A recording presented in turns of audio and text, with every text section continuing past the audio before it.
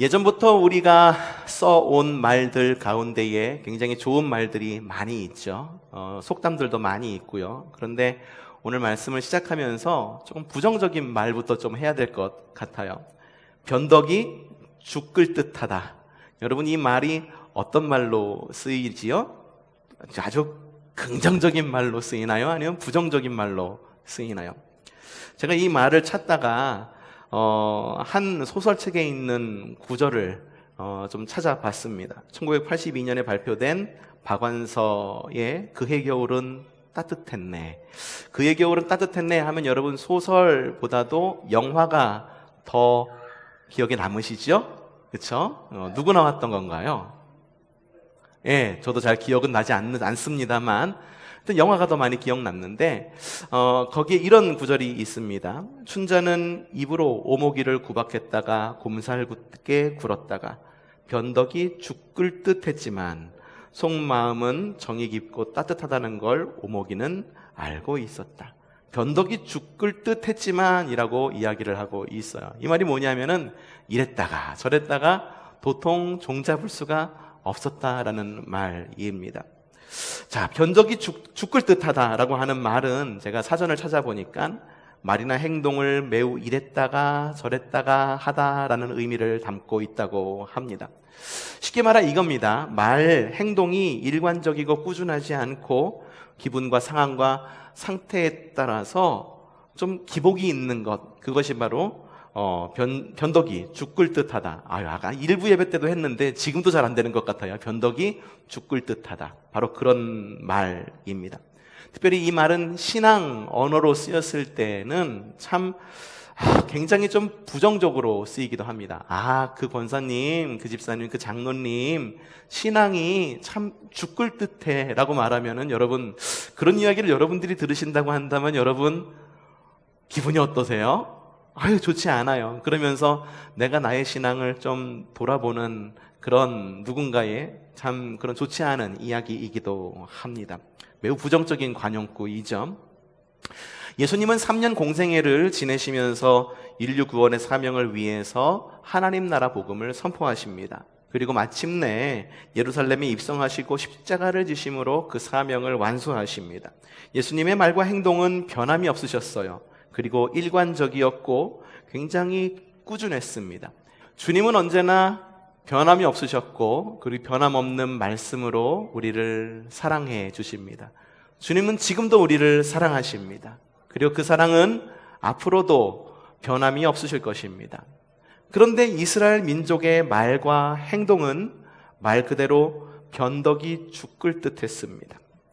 예루살렘을 입성하실 때까지만 해도 예수님을 엄청나게 환영하셨어요. 호산나를 외치면서 주님의 이름으로 다윗의 자손으로 오시는 바로 그 예수님을 크게 환영했습니다. 하지만 며칠이 지나지 않아서 이스라엘 백성들은 크게 외칩니다. 예수를 십자가에 못 박아라. 예수를 십자가에 못 박으라 라고 외칩니다.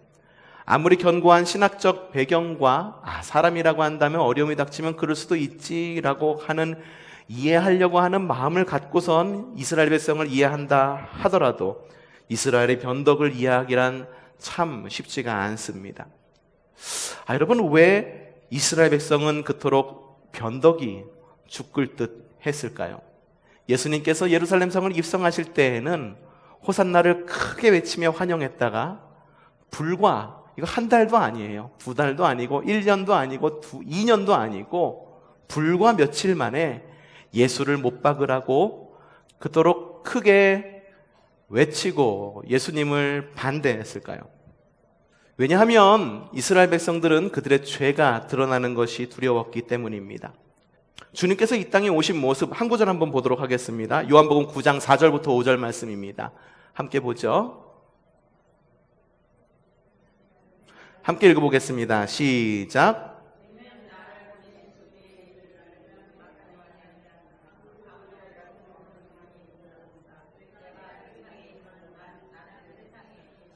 맞습니다. 주님이 이 땅에 오신 것은 빛으로의 정체성으로 이 땅에 오셨습니다. 주님은 우리의 목자이시기도 하십니다. 우리를 인도하시는 좋고 선하신 분이시기도 하시지만 주님께서는 근본적으로 빛의 모습으로 우리 가운데 오셨다라고 하는 거예요.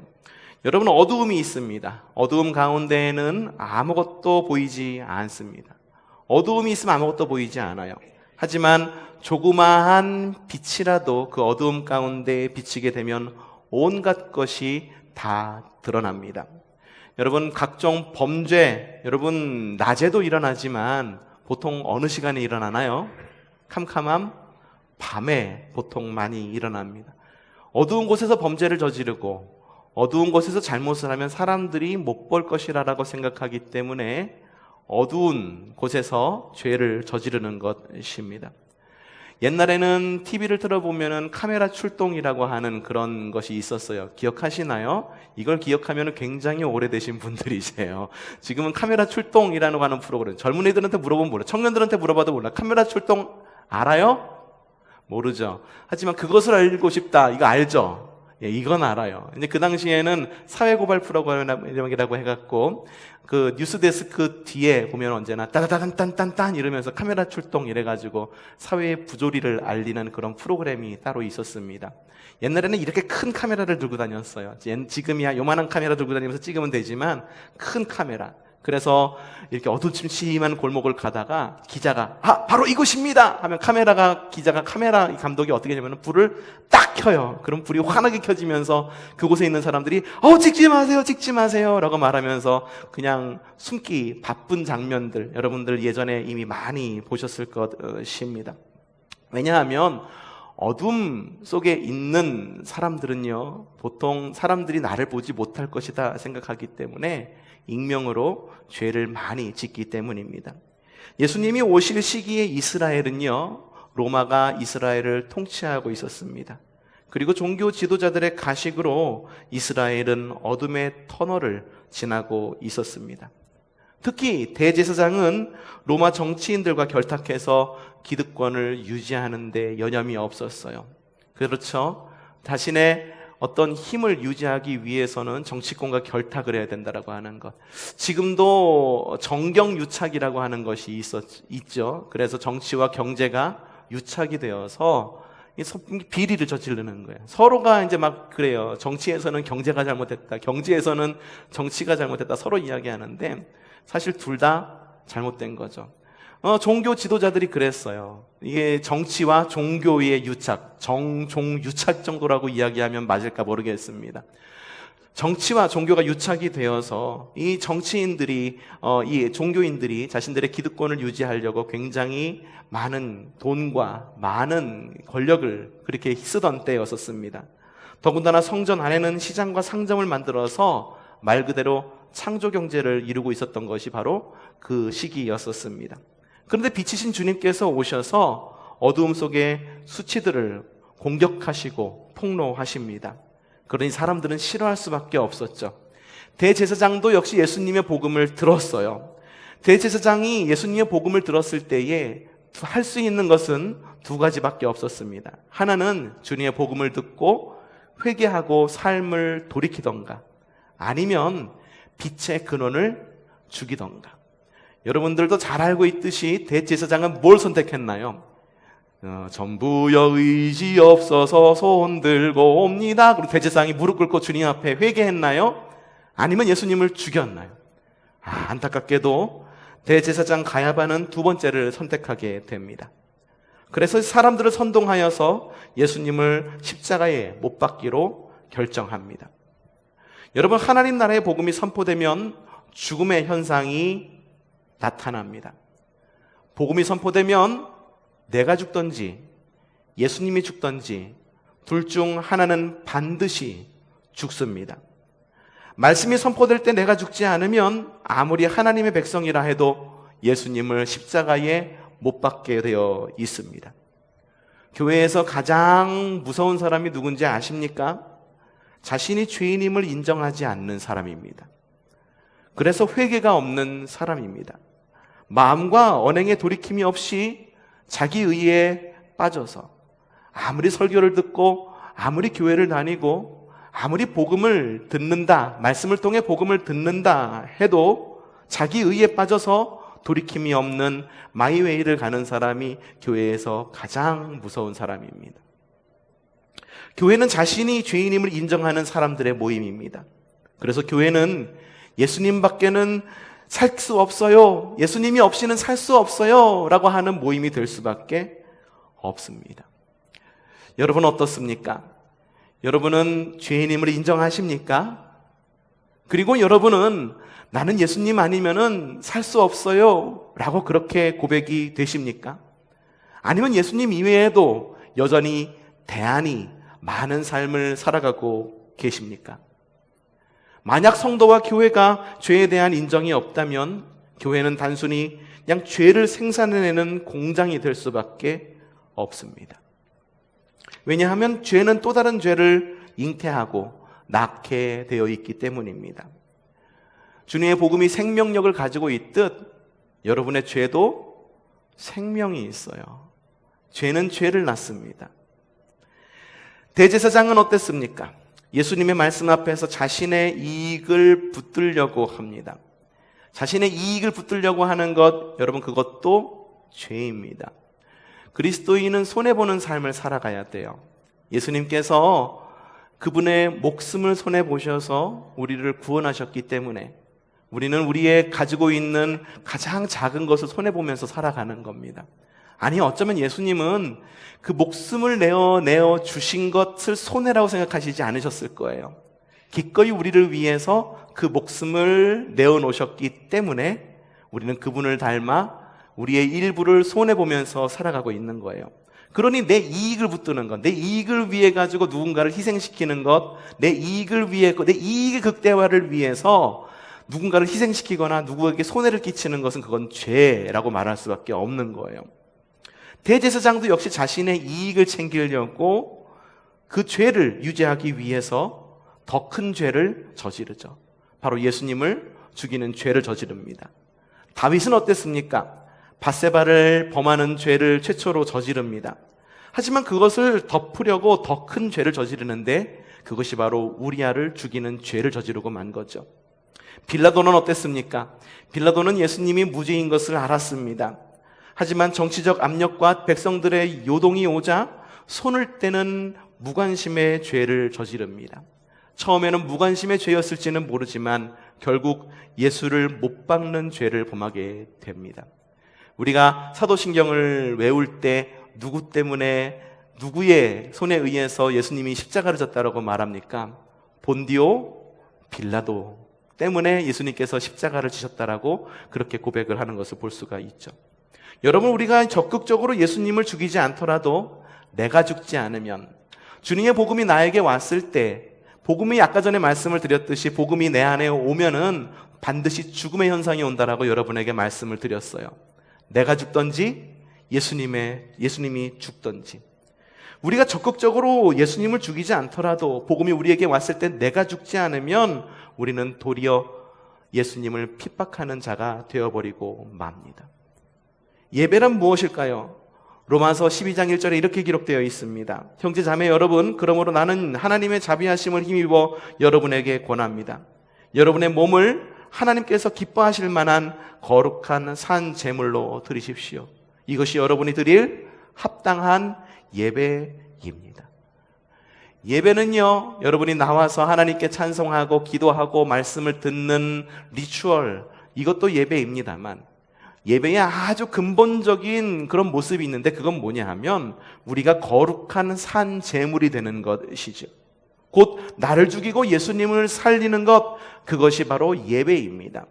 이 시간 여러분 예배하면서 여러분들을 죽이는 시간 되시기를 바랍니다. 이 시간 예배하면서 우리 안에 계신 예수님을 살리는 믿음의 시간 되시기를 바랍니다.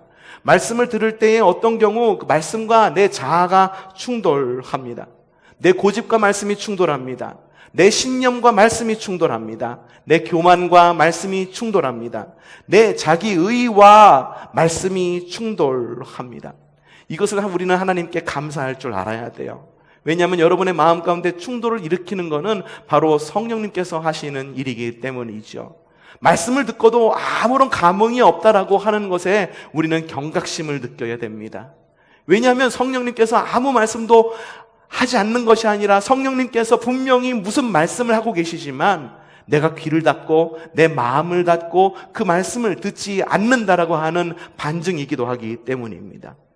그러니 말씀과 자아가 충돌할 때 내가 해야 되는 것이 무엇이겠습니까? 말씀을 죽이는 것이 되어야 되겠습니까? 자아가 죽는 것이 되어야 되겠습니까? 여러분에게 말씀드리고 싶은 것은 말씀과 내 자아가 충돌할 때 내 자신이 죽는 여러분들 되시기를 바랍니다.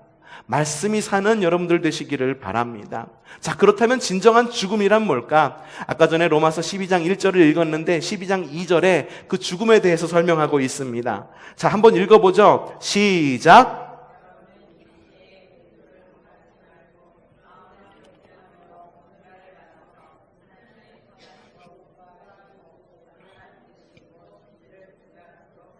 예, 진정한 죽음이란 뭐냐 하면 마음을 새롭게 함으로 변화를 받는 것이 바로 진정한 죽음입니다. 우리가 말씀을 들으면서 마음을 새롭게 하는 거예요. 근데 새롭게 하는 것으로 끝난다라고 만다면 그냥 세상 사람들이 말하는 명상과 크게 다를 것이 없습니다.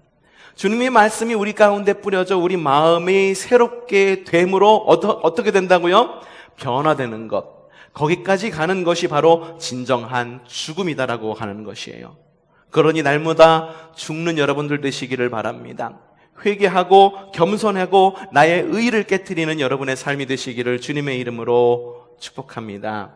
그런 성도가 하나님 나라를 세우고 교회를 건강하게 하고 부흥의 씨앗이 되는 것입니다. 그리고 또한 여러분들에게 말씀드리고 싶은 것은 예수님의 십자가를 자랑하는 사람이 되시기를 바랍니다. 오늘 말씀 제일 끝에 보면 예수님의 십자가 아래까지 따라간 사람들의 그 이름이 나오는 것을 볼 수가 있어요. 요한복음 19장 25절 말씀이죠. 함께 읽어보죠. 시작.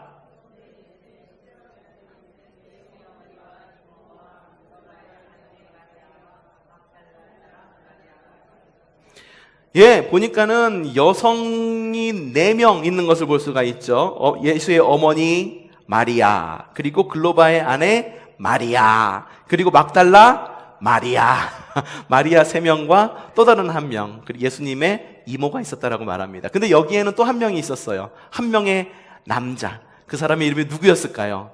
요한복음을 기록한 사도 요한이 그 자리에 있었습니다. 교회를 봐도요, 여성의 파워가 만만치 않습니다. 그쵸? 좀 남성들은 좀 이런 여성들의 좀 신앙과 여성들의 영적 파워를 좀 본받았으면 좀 어떨까라는 생각이 들어요. 예수님의 십자가 아래까지 따라간 대부분의 사람들은 다 도망갔어요. 그런데 예수님의 십자가 아래까지 간 사람의 대부분 5명 가운데의 4명이 바로 여성이었다라고 하는 거죠. 대단하십니다. 멋져요, 여성. 우리 교회 초성교회 여성도 멋지십니다. 여러분, 이스라엘 사람들, 대다수의 사람들은요, 변덕이 죽을 듯해서 십자가로부터 도망합니다. 예수님을 따르는 길은요, 여러분, 대관령 목장길을, 아름답게 꾸며진 목장길을 가는 것이 아닙니다. 예수님을 따라가는 길을, 그 길에 대해서 다윗이 시편에 기록한 이야기가 있는데, 여러분들도 잘 알고 있는 시편 23편 말씀이죠. 함께 읽어봅시다. 시편 23편 4절 말씀 시작. 내가 비록 죽음의 그늘 골짜기로 다닐지라도. 여러분, 바로 죽음의 골짜기라고 말하는 곳이 바로 예수님을 따르는 길입니다.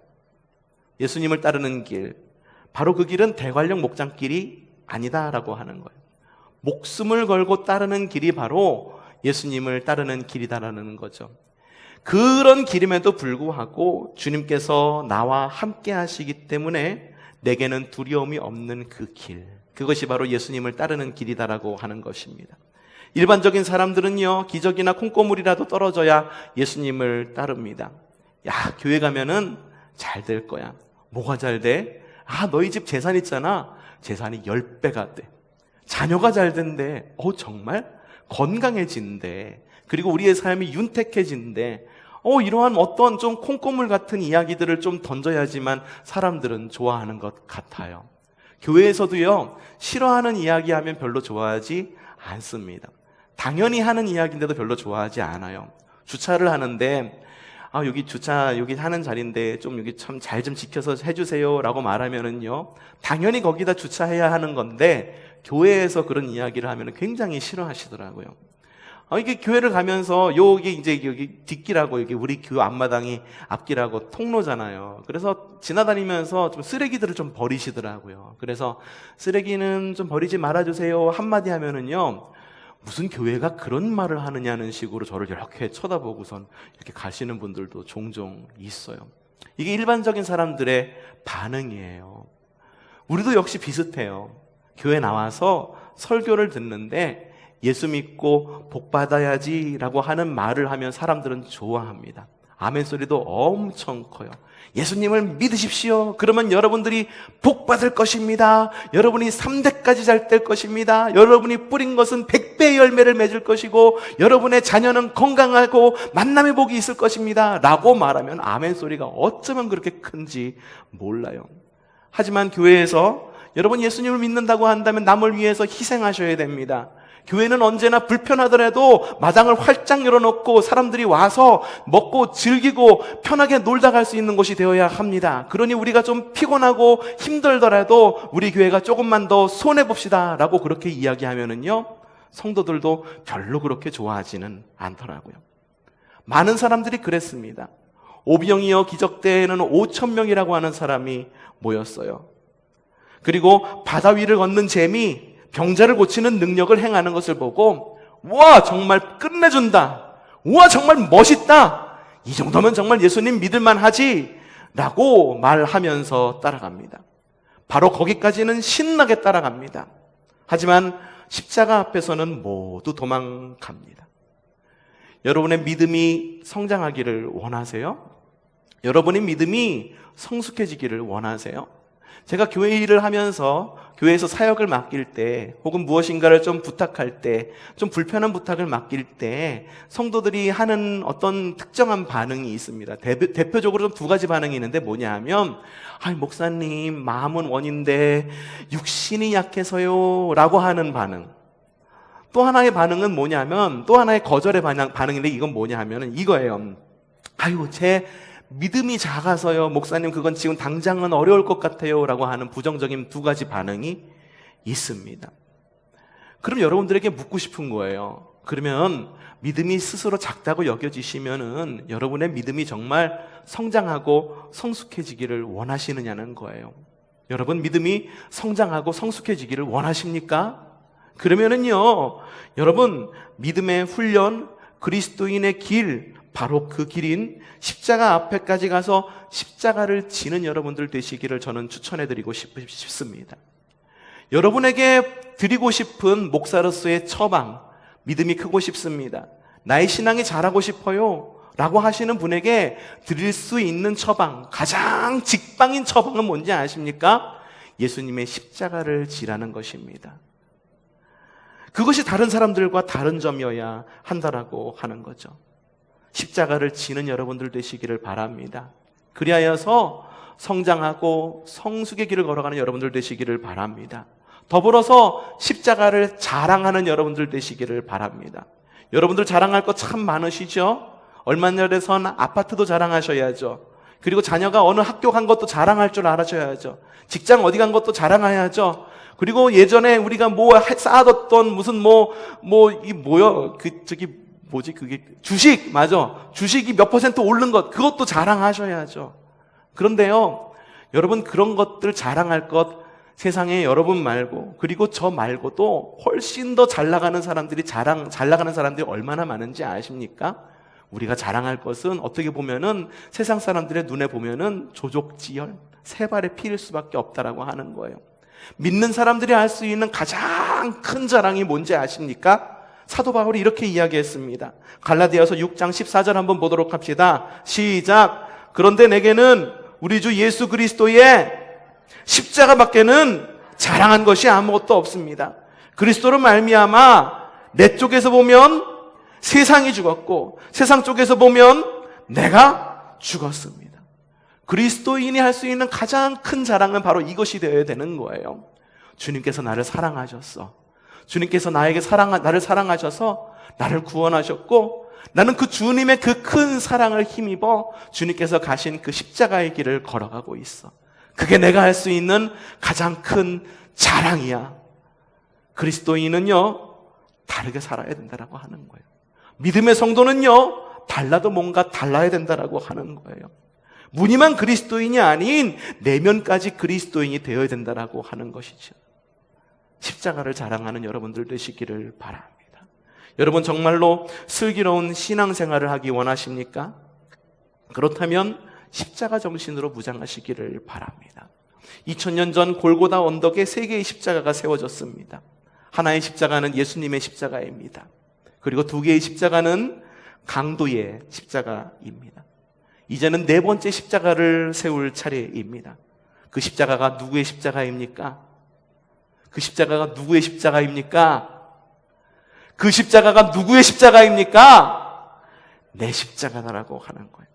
예수님과 강도 2명만 십자가에 매다는 것이 아니라 맨날 십자가에 매다는 것이 예수님만 십자가에 못 박고 강도 2명만 십자가에 내다 못 박는 것이 아니라 내 자신이 십자가에 매달릴 줄 아는 성숙함이 있는 것, 그것이 바로 슬기로운 신앙생활이다라고 여러분들에게 이야기하고 싶습니다.